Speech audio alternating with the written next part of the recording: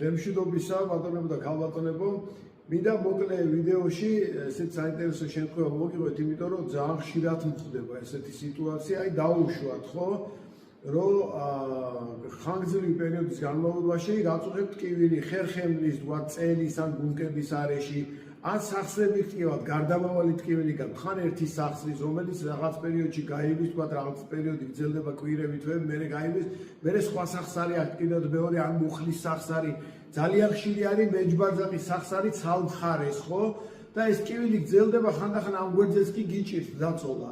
არის შემთხვევები, როდესაც ადამიანებს ღამე ძილის დროს ძლიერი ტკივილები აქვს, რომ ვერც კი გუნდებიან საწოლში და მე მქონდა ეგეთი პერიოდი, აი დილას რომ ამდგარიყავი გვერდზე მაგიდას ვეპუტინებოდი და აი პირველი ნახევარი საათი 45 წუთი ძლიერი ტკივილია და მე ნელ-ნელა როდი იწყებთ მოძრაობას ეს ტკივილი გადის ან შხაფში შეხვალთ გადის.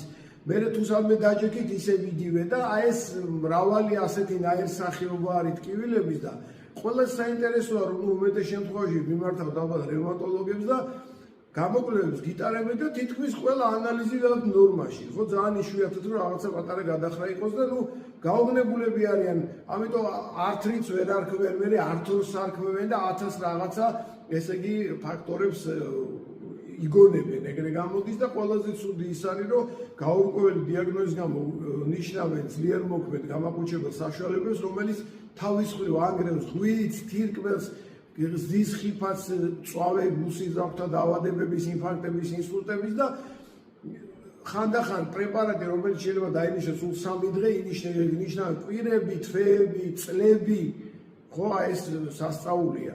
მე შემიძლია გითხრათ, რომ ამის მიზეზი ძალიან მარტივია. კვებაში სულ 2 მიმართულების პროდუქტის ამოღება სრულიად საკმარისია ხოლმე ამ პრობლემის გადასაჭრად. უბრალოდ ყველა კონკრეტული შემთხვევისთვის კონკრეტული სქემა დგება, ამიტომ ზოგადად ეხა ვერც ავხსნი რა უნდა ამოიღოთ კვებიდან და ძალიან მარტივია უმეტეს შემთხვევაში ერთი კონსულტაციაც კი საკმარისი არის ჩვენთან, რომ ეს პრობლემა გადაჭრათ. შემიძლია გითხრათ, თუ ასეთი პრობლემები ვინმეს გაწუხებთ, შეგიძლიათ მოგმართოთ სამუშაო საათებში და დღეებში 12-დან 3 საათამდე, 12-დან 15 საათამდე შეგიძლიათ დაგვირეკოთ ტელეფონზე და შეგიძლიათ გაიაროთ კონსულტაცია.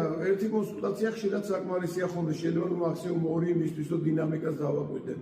ამავე დროს გეტყვით, რომ უცხოეთში მაცხოვრებელი ჩვენი მოქალაქეები თუ ბრძანდებით, ონლაინში შეიძლება ამ კონსულტაციის გავლა, ამიტომ არის ვფიქრობ, რომ ამისთვის აუცილებლად უნდა ჩამოხვიდეთ და ასე შემდეგ. ანუ ორი ვარიანტია, შეგიძლიათ ჩვენთან მოგბრძანოთ ოფისში, ან ონლაინში მიიღოთ ეს კონსულტაცია. აი ეს მინდოდა ესეთ მოკლე ვიდეოში